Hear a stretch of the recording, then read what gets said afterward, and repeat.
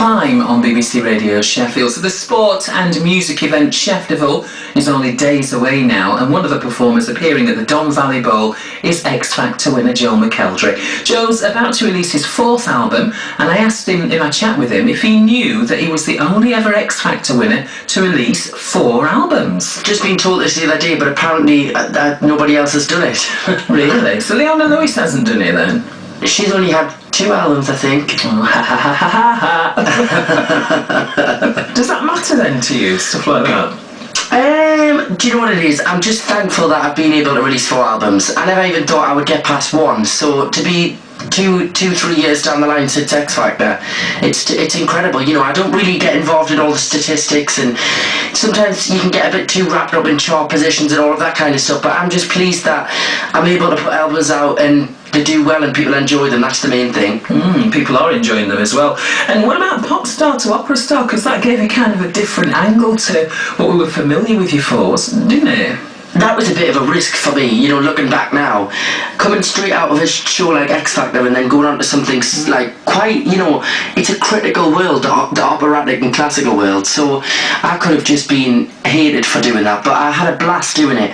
The techniques I learned on that show were just like, you'd never get that training again. I mean, you would pay thousands and thousands and thousands of pounds to be able to train like that, and I wouldn't probably get into the schools that you have to train there. So to do it as part of a TV show and kind of add a bit of fun element to it but learn at the same time, it was brilliant. And what are you going to do with that experience then? Have you already applied it to the work that you do now? Yeah, I mean, obviously I did the classic album last year, which had a lot of the classical crossover stuff and opera arias on.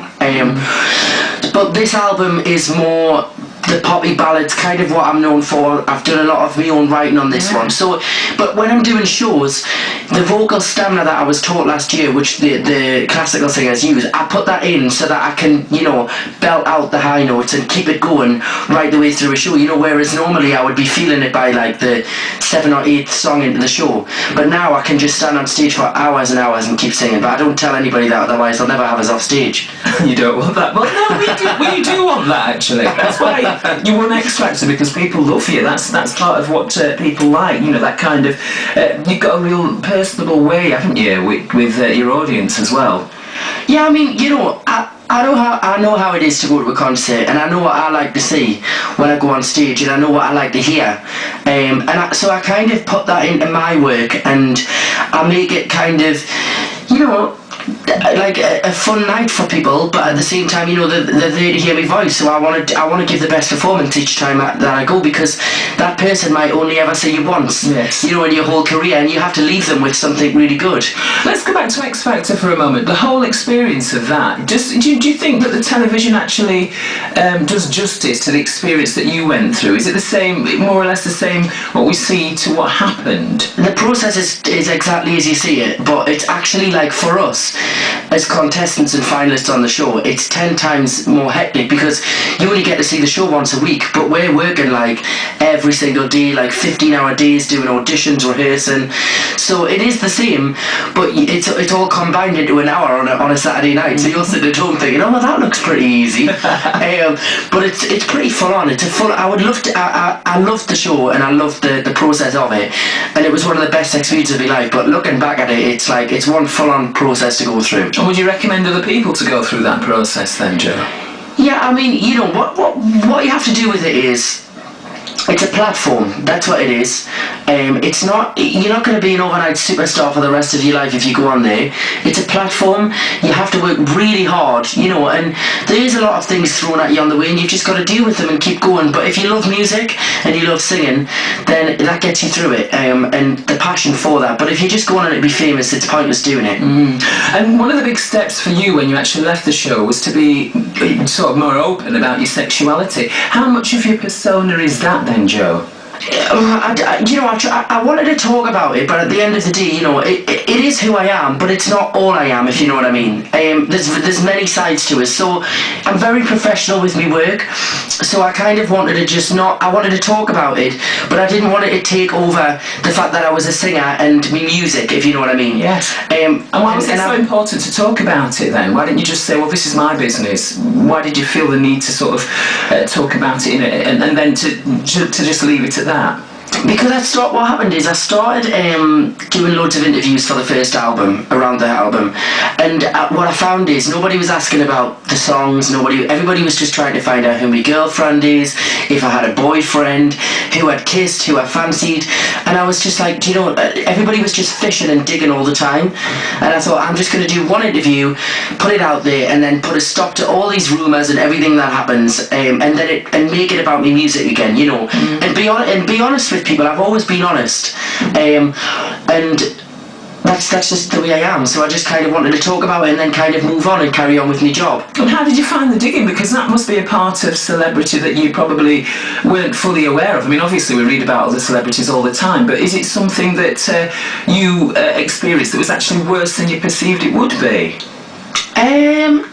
I kind of, I went on the show and I was so wrapped up in rehearsals and trying to be the best I could be on the show. I forgot that we were actually becoming famous on the show. That sounds really cringy to say because I hate saying, I just don't like the word famous, it just freaks us out. And excuse me, it wasn't until we finished the show and I went back to Newcastle and I was like, there was people chasing us down the supermarket aisles and everything, and I was like, oh my god, I totally forgot that the show was on telly. You just forget because you're in your own little bubble for 6 months, away from everybody. You moved out to London, you're in a house, you're in a car, straight to the studio, back home. So it was quite a scary thing the first week after I won, and I did the round tables full of journalists and press and things like that, and the questions, I was like, oh my god, these are really personal. But now I'm just I've heard every question in the book, I'm like, bring it on. Do you know what I mean? Yes. And you do sound a lot more relaxed. You feel as if you found your feet and you found how much you're prepared to give people, and that's that. And that's a nice position for you to be in. Is that how you feel? Yeah, I mean, I feel like I've served my apprenticeship now. I won the show. I didn't have a clue what I was doing at first. I didn't know what I wanted to do musically. I didn't know how to react to what was going on in the industry. But the experiences of pop star, opera star, having a few albums out, recording. I started songwriting in January, and a lot of the tracks there's 3 of the tracks on there that I've written and co-wrote with people. And I feel like now I know what I'm doing, and I know how to deal with everything. I've had everything thrown at us, career-wise, that I'm just okay, just put the album out and enjoy the ride. I just want to enjoy it now. And Joe, you think you've had fun, but you're going to have more on Saturday, you know that, don't you, this weekend when you come to Sheffield? I cannot wait. Are you prepared for the amount of fun you're going to have here? I'm really excited. We came on the X Factor tour, and then I did a show there last year. I can't remember what it was for, but they're always a really, really, really good crowd, and it's the first time I'm going to be singing the new stuff with the band as well. We're bringing the band up, so I was in rehearsals on Monday with them, and yeah, I'm really looking forward to it. It's going to be a fun one. Joe McElderry, he's the X Factor winner 2009, but he actually auditioned for X Factor in 2007, but was thought to be a little bit too young. But he auditioned again in 2009 in Manchester, and he sang this song.